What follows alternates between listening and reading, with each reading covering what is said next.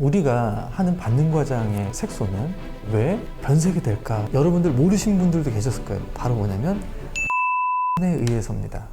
의해서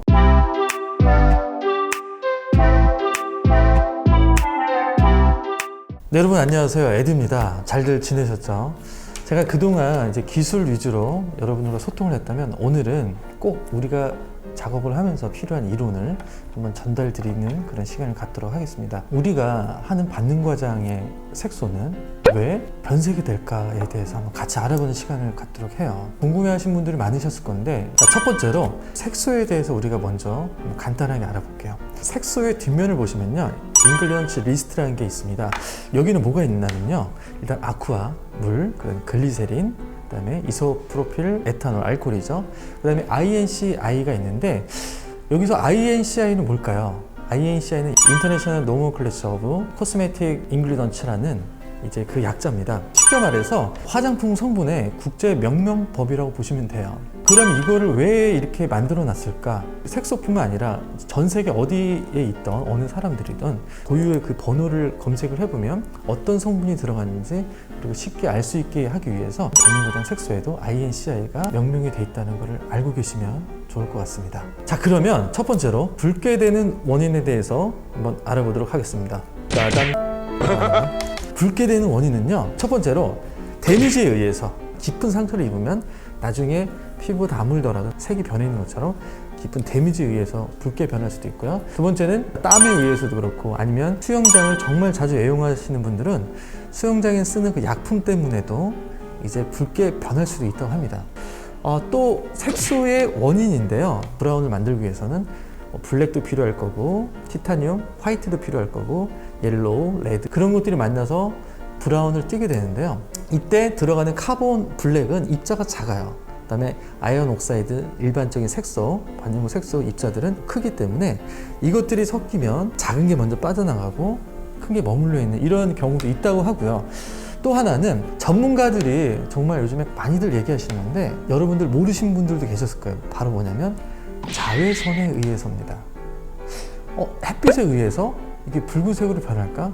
예를 들면 과자 봉지나 뭐 신문지, 잡지체, 아니면 현수막, 이런 것들이 햇빛에 장시간 노출됐을 때 변색되는 것을 주변에서 쉽게 보셨던 기억이 있으실 거예요. 고급 원료를 쓰지 않은 반영구 색소를 썼을 때는 자외선에 의해서도 변한다고 합니다. 내광성이 가장 좋은 색은요, 레드라고 합니다. 내광성은 뭐냐면 햇빛에 버티는 힘이에요. 견디는 힘인데, 여러 가지 컬러들 중에 가장 생명력이 햇빛에 좋은 게 붉은색이라고 해요. 붉게 변하지 않으려면 어떤 색소를 써야 되냐? 우리가 주변에 보면 색이 햇빛에 아무리 노출이 되더라도 변하지 않는 뭐가 있을까요? 일상에서 대표적인 게 자동차가 있을 겁니다. 아무리 장시간 노출이 된다 해도 색이 변하지가 않죠.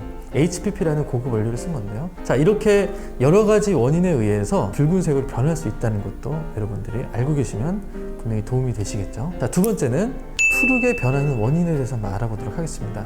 아이라이너 보통 이제 SMP, 요즘 SMP들 많이 하시죠. 같은 경우는 카본 블랙, 카본 베이스로 많이 씁니다. 카본 블랙이 뭐냐면 어두운 오늘 자, 카본 블랙이 뭐냐면요, 말 그대로 어두운 컬러입니다. 가장 시커먼 색이라고 보시면 돼요. 그럼 얘가 왜 푸르게 변할까? 블랙은요, 일정 깊이 이상으로 피부층에 들어가게 된다면 시각적으로 푸르게 변하는 효과가 있다고 해요. 쉽게 말해서 면도를 해요.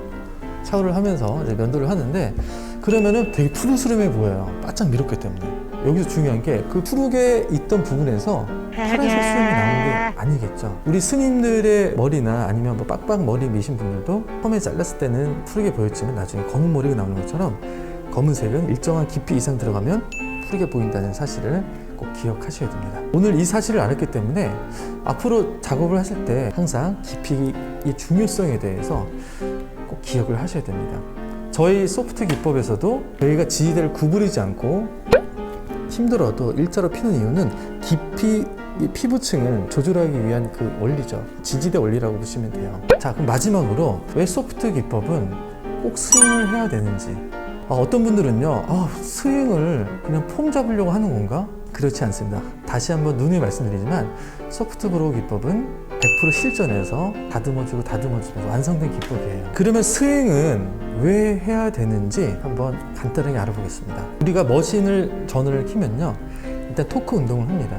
얘가 위아래로만 움직이고 있죠. 상하작용과 또 양옆으로 움직이는 좌우 운동이 만났을 때 이제 착승력이 높은 결과물이 나온다는 거예요. 위아래 움직이는 토크 운동과 좌우 운동이 만났을 때 점을 하나를 찍음과 동시에 옆으로 이동을 해주니까 그럼과 동시에 깊이층은 새끼손가락을 지지를 했기 때문에 일정한 깊이를 착색을 딱 시켜주고 나온다는 겁니다. 진피 상부층에 딱 시키고 나오기 때문에 이게 착색력이 엄청나게 좋다는 거죠. 사실 이거는 직접 경험해 보신 분들만 아시게 될 거예요. 자, 오늘은요 이렇게 실전에서 필요한 우리가 알아야 할 색소의 변색 이유와 스윙의 이유에 대해서 간단하게 알아봤습니다. 다음에도 더 재밌고 알찬 내용으로 여러분들과 소통하는 시간을 갖도록 할게요. 여러분 다음에 만나요.